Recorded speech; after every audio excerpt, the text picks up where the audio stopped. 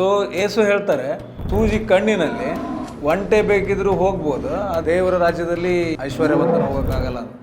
ಏನು ಹೇಳ್ತಾರೆ ಇದ್ರ ಬಗ್ಗೆ? ಅಲ್ಲಿ ಒಂದು ದ್ವಾರ ಇದೆ ಆ ಪಟ್ಟಣಕ್ಕೆ. ದ್ವಾರದಲ್ಲಿ ಒಂದು ದ್ವಾರದ ಹೆಸರೇ ಸೂಜಿ ಕಣ್ಣಿನ ದ್ವಾರ ಅಂತ.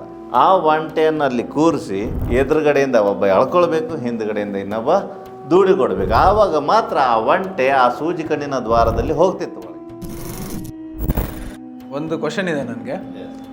ಈ ಮ್ಯಾಥ್ಯೂ 19:24 ಐಶ್ವರ್ಯವಂತನು ದೇವರ ರಾಜ್ಯದಲ್ಲಿ ಸೇರುವುದಕ್ಕಿಂತ ಒಂಟೆಯು ಸೂಜಿ ಕಣ್ಣಿನಲ್ಲಿ ನುಗ್ಗುವುದು ಸುಲಭ ಎಂದು ನಿಮಗೆ ತಿರುಗಿ ಹೇಳುತ್ತೇನೆ ಅಂದನು.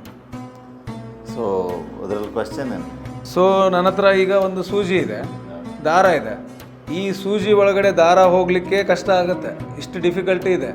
ಸೊ ಏಸು ಹೇಳ್ತಾರೆ ಸೂಜಿ ಕಣ್ಣಿನಲ್ಲಿ ಒಂಟೆ ಬೇಕಿದ್ರೂ ಹೋಗ್ಬೋದು, ಆದರೆ ದೇವರ ರಾಜ್ಯದಲ್ಲಿ ಐಶ್ವರ್ಯವಂತನ ಹೋಗೋಕ್ಕಾಗಲ್ಲ ಅಂತ. ಏನು ಹೇಳ್ತಾರೆ ಇದ್ರ ಬಗ್ಗೆ?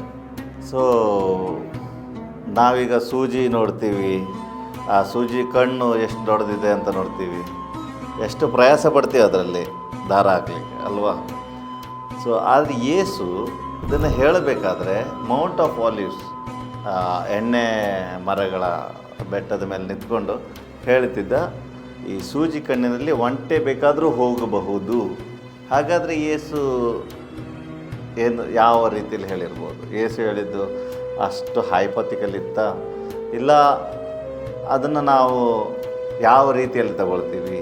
ಈಗ ಎಷ್ಟೋ ಸರ್ಮನ್ಸೆಲ್ಲ ಕೇಳಿರ್ತೀವಿ ನಾವು, ಶ್ರೀಮಂತರಿಗೆ ಸ್ವರ್ಗ ರಾಜ್ಯಕ್ಕೆ ಹೋಗಲಿಕ್ಕೆ ಸಾಧ್ಯನೇ ಇಲ್ಲ, ಸೊ ಯಾರು ಶ್ರೀಮಂತರಾಗಿರ್ತಾರೆ ಅವರಿಗೆ ಇಂಪಾಸಿಬಲ್ ಅಂತ. ಇಂಪಾಸಿಬಲ್ ಅಲ್ಲ, ಆದರೆ ಅದರ ಮೀನಿಂಗ್ ನಾವು ಅರ್ಥ ಮಾಡ್ಕೊಳ್ಳಲ್ಲ. ಯಾವಾಗ ಯೇಸು ಮೌಂಟ್ ಆಫ್ ಆಲಿವ್ಸಿಂದ ಹೇಳಬೇಕಾದ್ರೆ ಎದುರುಗಡೆ ಯೆರೂಸಲೇಮ್ ಇತ್ತು. ಜೆರುಸಲೇಮಲ್ಲಿ ಅಲ್ಲಿ ಒಂದು ದ್ವಾರ ಇದೆ ಆ ಪಟ್ಟಣಕ್ಕೆ. ದ್ವಾರದಲ್ಲಿ ಒಂದು ದ್ವಾರದ ಹೆಸರೇ ಸೂಜಿ ಕಣ್ಣಿನ ದ್ವಾರ ಅಂತ.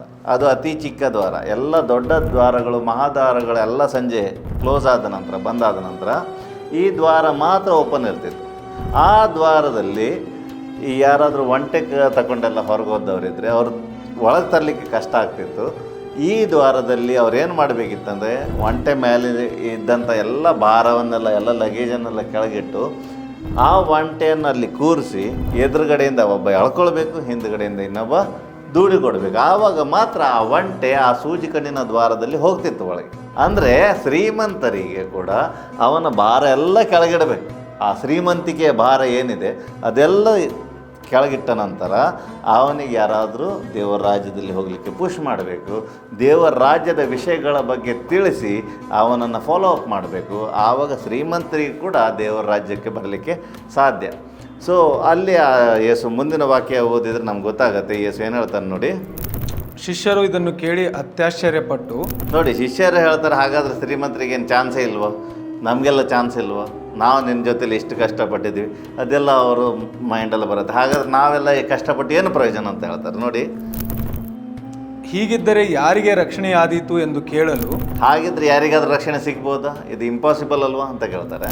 ಯೇಸು ಅವರನ್ನು ದೃಷ್ಟಿಸಿ ನೋಡಿ, ಇದು ಮನುಷ್ಯರಿಗೆ ಅಸಾಧ್ಯ, ಆದರೆ ದೇವರಿಗೆ ಎಲ್ಲವೂ ಸಾಧ್ಯವೇ ಅಂದನು. ನೋಡಿ, ಮನುಷ್ಯರಿಗೆ ಅಸಾಧ್ಯ, ಆ ರಕ್ಷಣೆ ಅನ್ನೋದು ಮನುಷ್ಯರಿಗೆ ಅಸಾಧ್ಯ. ಅವನ ಕಾರ್ಯಗಳಿಂದ ದೇವರ ರಾಜ್ಯಕ್ಕೆ ಅವನು ಬರಲಿಕ್ಕಾಗಲ್ಲ. ಮನುಷ್ಯರಿಗೆ ಇದು ಅಸಾಧ್ಯ, ಆದರೆ ದೇವರಿಗೆ ಎಲ್ಲ ಸಂಗತಿಗಳು ಸಾಧ್ಯ. ಸೊ ಅದಕ್ಕೋಸ್ಕರ ನಾವು ಯಾವಾಗ ದೇವರ ಮೇಲೆ ಸಂಪೂರ್ಣವಾದ ವಿಶ್ವಾಸ ಇಡ್ತೀವಿ ಆವಾಗ ದೇವರೆಲ್ಲ ಕೆಲಸ ಮಾಡ್ತಾನೆ. ಈವನ್ ಶ್ರೀಮಂತರಿಗೂ ಕೂಡ ದೇವರ ರಾಜ್ಯಕ್ಕೆ ಬರಲಿಕ್ಕೆ ಸಾಧ್ಯತೆಗಳು ಇದ್ದಾವೆ. ಆದರೆ ಅವನ ಬರ್ಡನ್ಸು, ಅವನ ಮೇಲಿದ್ದ ಭಾರವನ್ನೆಲ್ಲ ಇಳಿಸಿ ಮತ್ತು ಯಾರಾದರೂ ಅವನಿಗೆ ಕರೆ ಕೊಟ್ಟಾವಾಗ, ದೇವರ ರಾಜ್ಯಕ್ಕೆ ಬರಲಿಕ್ಕೆ ಅವನಿಗೆ ಸುವಾರ್ತೆ ಕೊಟ್ಟಾವಾಗ ಅದನ್ನು ಸ್ವೀಕಾರ ಮಾಡಿ ಅವನು ಒಳಗೆ ಬರಬೇಕು. ಆವಾಗ ಶ್ರೀಮಂತರಿಗೂ ಕೂಡ ಅಲ್ಲಿ ಒಳಗೆ ಬರಲಿಕ್ಕೆ ಅವಕಾಶ ಸಿಗುತ್ತೆ ಅಂತ ಹೇಳುವಂತಹ ಒಂದು ವಿಧಾನ, ಒಂದು ಟೈಪಾಲಜಿ ಆಗಿದೆ ಇದು. Thank you.